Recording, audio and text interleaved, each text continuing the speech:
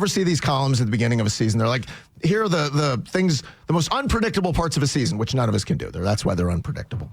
So when you're the Braves, and last season, I think we would agree the biggest surprise for the Braves last season was Spencer Schwellenbach. Nobody had Spencer on the radar at the beginning of the season. Saved you. Right. If I would have said at the beginning of the year, Spencer Schwellenbach by September might be your number 2 starter. And that's what Spencer was by September. It was Sale before he got hurt, and then Schwellenbach was that good. Nobody could have predicted that. If I was to make predictions a year ago, we might have been like, well, A.J. Smith-Shawver is going to be a big part of this. Or Hurston Waldrop. So who is the unpredictable part of the Braves season? Who's the surprise? Because what I would tell you guys is it can't be Grant Holmes because he's getting a shot to be a starter. So that wouldn't be a huge shock if he pitched well. And it cannot be Ian Anderson. I saw something the other day that was like Ian might be the Braves' biggest surprise. How could Ian Anderson be a surprise? You hope he's healthy. But Ian was a starter in the World Series for this team. He was the number 3 draft pick. It would be a pleasure to have him back pitching at a high level. I wouldn't call it a great surprise. He's being given a chance to win a starting job because they have a lot invested in Ian. So that wouldn't be one of those grand surprises. Like if I told you Brian De La Cruz is so good while Acuna's out that they look at Kelnick and they're like, Jared, we just can't play you. De La Cruz is going to start. And then here's what they do to you. They're like, you know what? Ozuna's walking next year. Maybe De La Cruz becomes a option for DH. That would be a surprise. Matt pointed. If you're watching on YouTube, he pointed. But I'm not saying that's going to happen. Okay, Mark Bowman. Brian De La Cruz stinks. And I'm not going to tell you Owen Murphy or J.R. Ritchie are going to be up in the rotation. I have no clue. Here's and this isn't even that wild, but it's the one that I think happens. June 1st, Drake Baldwin's your starting catcher. And it's not due to injury. I think Sean Murphy comes back and he's just okay, and Drake is going to be knocking down the door that he becomes the starting catcher June 1. Wow. Yeah. I think they love Drake Baldwin. I think they do. I think they love everything about him. I think they like the bat. And there's going to come to a point where when you're in AAA another year, you're like, okay, what do we do here? I think Baldwin's your starting catcher June 1. If you think that happens and that's the biggest surprise, then it would be an even bigger surprise to you if it doesn't happen because Murphy returns to all-star form.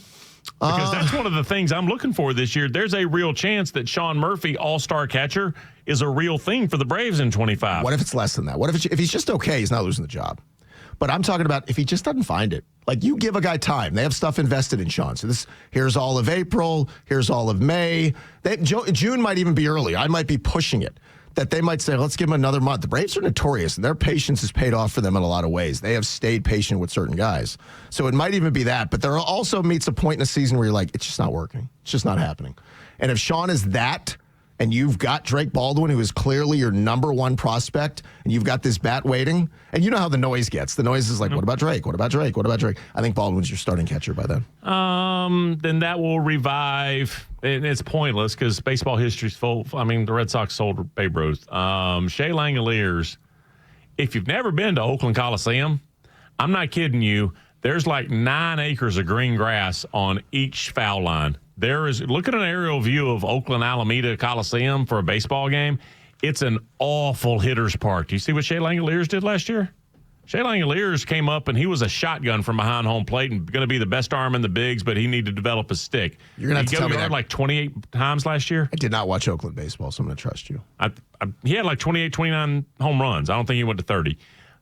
So that will be revived. And he might have been part of the Olsen trade, not the Murphy trade. I can't remember. No, he was Olsen. Yeah. Okay. All right. Then that will be revived. So I could even make a stink on the William Contreras part of it because that was part of the Murphy trade. That was the 3rd team they brought in, part of the Murphy trade. That's absolutely true. Which I could say, no offense to Shea Langoliers, I'd have William Contreras 10 times out of 10 over him. But I won't go relitigate the deal. I'll just forward-facing. No. Yeah, we will, though. Like Braves fans will if it turns into that. But so I'm looking at Baseball Reference has a projection on Murphy.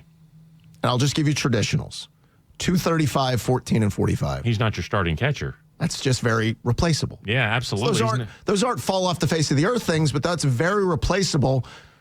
The problem then is, what do you do with Sean Murphy? Because you're not going to do the thing where we're like, well, he stinks, try to trade him. And then you're trading for pennies on the dollar. So I'll deal with that part of it later. The part I would focus on is, if I'm getting that type of production and we're in mid-June and I've got Drake and Drake is having a year and he's healthy, I'm going to seriously consider him. It's only a statistical projection, but this is really important. How many games do they have Sean taking up to get there? So I think if Sean... what's the projection on games? Oh, for Murphy, they have him at They have him at 376 plate appearances. I don't have the breakdown of games. Okay, so that's about 100, 105, 110 games behind the plate. So I think if the Braves are having it their way, I think Sean plays a lot more if he's close to productive. Because remember, in Oakland, he did play a lot more than he did here.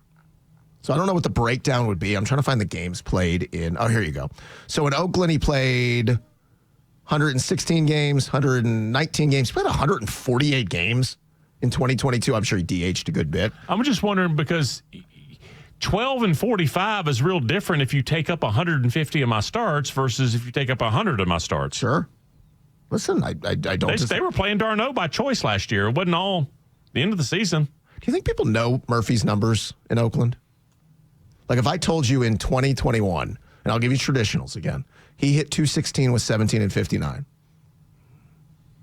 2022, he hit 250 with 18 and 66. I mean, these are not like, it's not John Bench back there the way that. It's an awful place to hit. I know. He hit 251 in his first year here with 21 and 68, just traditional numbers. He had a great first half. Then he just fell apart late in that season. And we know it hurt immediately. Right. Last year was the loss to the injury and everything else. So I'd love it if Sean bounced back and he was what he was in the first half of 2023. But if he's not, man, you got a decision to make. And if they don't want to include Drake Baldwin in any trade, you got to think about the future at that point. Now, I will also add, they have an investment in Sean, but it's not like they paid Sean $20+ million a year. Remember, they got Sean on a very affordable deal.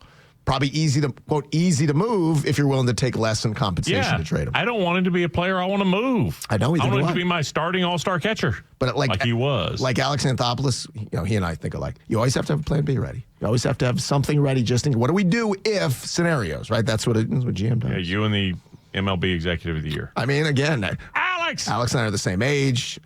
We're both big 32 fans. teeth. Right, and we have an affinity for Coke Zero. Drive on the right side of the road. Fathers, dads. That's exactly. Thank you, Cullen, bro. Very good.